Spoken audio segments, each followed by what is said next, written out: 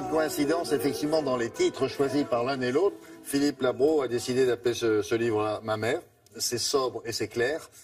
Et l'autre, il s'appelle Vincent Cuvelier. Il dit, je vais appeler ça comment? Mon fils. Comme ça aussi, vous savez de quoi il s'agit. Et la maman de Philippe Labro est une personne assez, comment dirais-je, on ne pouvait pas imaginer qu'elle soit comme ça. D'ailleurs, on n'imaginait rien.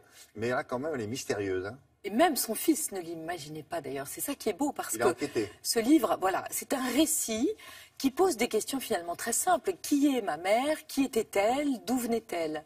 Or, on aurait pu imaginer que Philippe Labro en connaissait les réponses.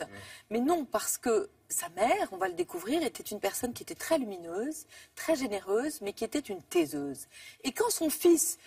Philippe Labro, qui est vraiment journaliste jusqu'au bout de son crayon, qui se sépare jamais de son petit cahier Moleskine, quand il sort son petit carnet, pour essayer de faire parler sa mère à la fin de sa vie, elle lui dit « Mais non, il n'y a pas d'histoire, tout ça c'est loin, c'est rien ».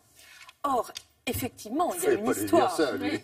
Il y a une histoire qui va découvrir finalement, après la mort de sa mère, vous savez, il faut ranger l'appartement, il faut vider, donc il y a toutes les petites choses qui font une vie. Et son frère, ils sont 4 garçons, Labro, lui dit ça c'est pour toi parce que c'est toi qui vas écrire sur notre mère.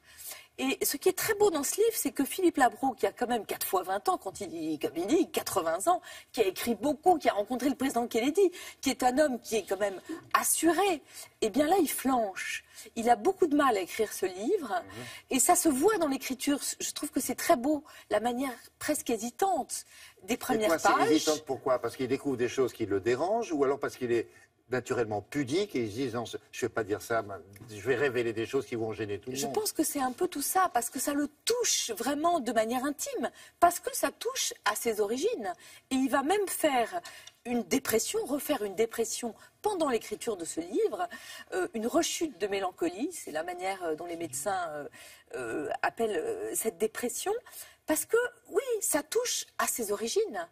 À d'où il vient. Et d'où il vient, c'est tout à fait étonnant. Parce qu'on va découvrir que cette femme, Netka, elle est la fille d'un comte polonais qui était un magnat, qui était un homme extrêmement riche, hein, qui possédait une grande partie de la Biélorussie, et d'une femme qui était institutrice, dont la mère était fille de ferme en France. Évidemment, le comte était marié, donc... C'est un enfant adultérin, comme on disait, une bâtarde, comme on disait affreusement. Je crois qu'il n'y a pas de plus vilain mot dans la langue française. Mais, alors après, comment ils se sont rencontrés, on ne sait pas. En revanche, ce qu'on peut imaginer, c'est que ce n'était pas une liaison comme ça d'un soir ou d'une semaine, puisque cette femme a eu 2 enfants. La mère de Philippe Labro, mais aussi un garçon.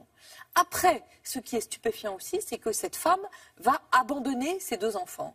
Elle va les abandonner une première fois à une de ses amies à Genève. Et donc Henri et Henriette vont passer 9 ans chez cette dame.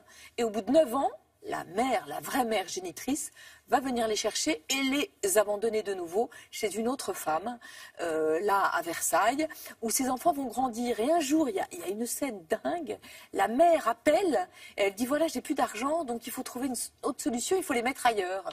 Et là, cette dame qui les a recueillis, elle est bouleversée par ces enfants qui en plus sont intelligents, sont bien élevés, sont charmants, et elle va les garder comme les siens.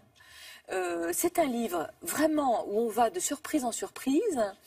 Et cette femme qui a eu une enfance vraiment chaotique, eh bien, elle va devenir une mère extraordinaire et elle va même devenir une juste pendant la guerre. Ah oui. Avec son mari. Ils vont cacher des femmes, des hommes et des enfants juifs. Et quand on va lui demander pourquoi, elle va avoir cette phrase extraordinaire. Elle va dire « Oh, vous savez, ce n'était pas très difficile de faire ce qu'on a fait. C'était normal, on les aimait. » C'est un portrait déchirant d'une femme assez exceptionnelle et puis en filigrane d'un fils.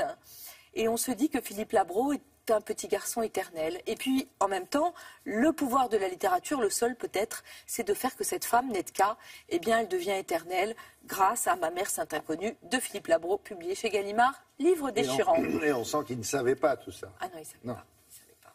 Il savait des bribes qu'elle avait lâchées comme ça parfois, mais il ne savait pas ce qu'il a découvert. C'est ça qui est beau. Mon Bon, fils. Oui, le fils, alors. Vincent Cuvelier. Vincent Cuvelier, c'est une star de la littérature jeunesse. Et je ne comprends pas que ces gars-là qui écrivent des livres qui enchantent nos enfants, on ne connaisse pas leur nom. Je vous le répète, Vincent Cuvelier, ça fait 30 ans qu'il écrit. Et là, c'est un livre tout bête. Il raconte juste son fils. Il raconte la naissance. Il raconte dans le couloir de la maternité la première fois où il lui a dit « Je suis ton papa ». Et là, il dit, le bébé qui a donc 1 heure ou une demi-heure, a pris cet air, je dors, je m'en fous, le même qu'il aurait lorsque plus tard son père lui dirait, range ta chambre. Il raconte ce que c'est quand on est un papa de marcher avec son petit garçon dans la rue, juste de lui tenir la main. Et il dit, il n'y a rien de mieux au monde que ce maman-là. Ce que c'est que de raconter une histoire ou de jouer avec son enfant et de ses mamans quotidiens. Il en sort le merveilleux. C'est un livre qui donne envie de croire au merveilleux. C'est chez Gallimard Jeunesse. Et vous avez des illustrations sublimes de Delphine Perret, dont je vous ai parlé hier. Coïncidence. Ça donne envie de faire des petits garçons, alors. Ah oui. Très bien. Bon, on vous laisse. On y va. On fait comment déjà C'est à 2, plutôt. C'est mieux. Il n'y a plus qu'à trouver le... Très bien, merci beaucoup.